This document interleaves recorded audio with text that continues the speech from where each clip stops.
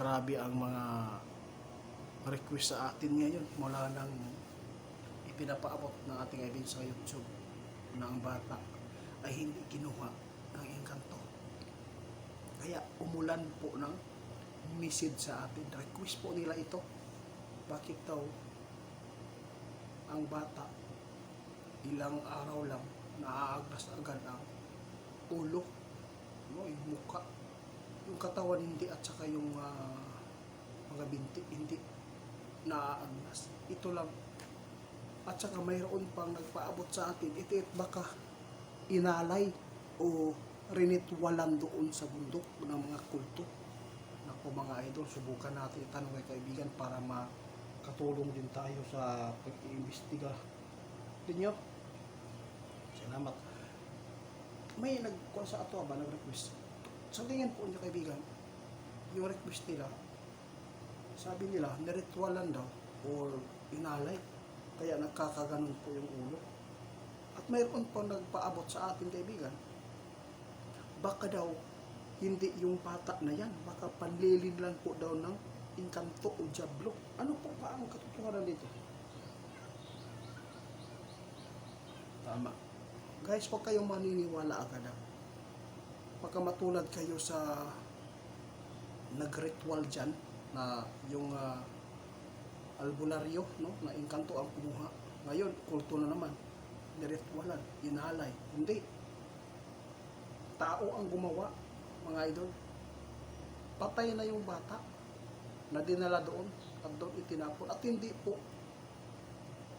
panlilin lang yung nakita niyo. Siya po talaga. Bata. Yun pong batang nawawala.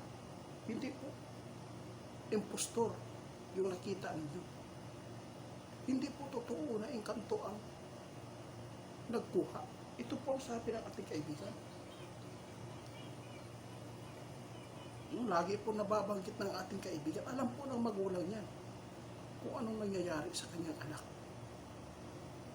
Kaya naaagnas po yung ulo o ano po yung naaagnas po doon. Baka doon po ang tama. Kaya dapat at nararapat na ipa-autopsy para malaman po ang foul play na ginagawa sa salarin.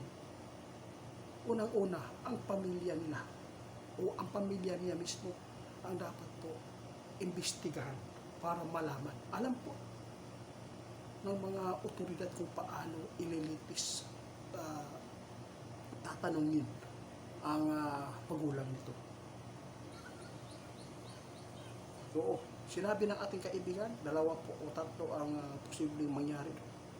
Napalo o pinalo. Pagkatapos nahulog, natuluyan. Tandaan ninyo mga idol, wala nang buhay, hindi na buhay ang bata doon nang dalhin sa gubat. At hindi engkanto po, hindi po wala po involve ang engkanto at ang kulto at ang pag-alay. Hindi. No? Grabe ang sakit mga idol. Yun po ang nakita ng ating kaibigan. Walang ibang makapagbigay po ng solusyon kundi ang otoridad, hindi albularyo. So, pinagbibintangan niyo lagi ang mga engkanto, mga albularyo. No? Kawawa yung engkanto. Grabe. Na-open na sa inyo. Pinagbibintangan niyo lagi, sabi na ating kaibigan. Sinabi na hindi impostor yung nakita ninyong bata sa gubat. Siya po talaga yung bata na nawawala. Alam ko, hahanapan po ng albularyo nito ng pamamaraan para makalusot siya dito sa kanyang pananawas po sa 2-year-old. Grabe. Nag-viral po yung mga video nila ngayon. Grabe mga idol, makikita po nyo sa social media. Oo, 6 na manok daw ang hiningi ng engkanto. Sos, ang sarap kaya yan. I-adobo. Tama. Kaya sinabi ninyo, sa ngayon mga idol, kung may mawawalang mga bata, walang ginagawa ang engkanto. Hindi nanguha. Maraming salamat.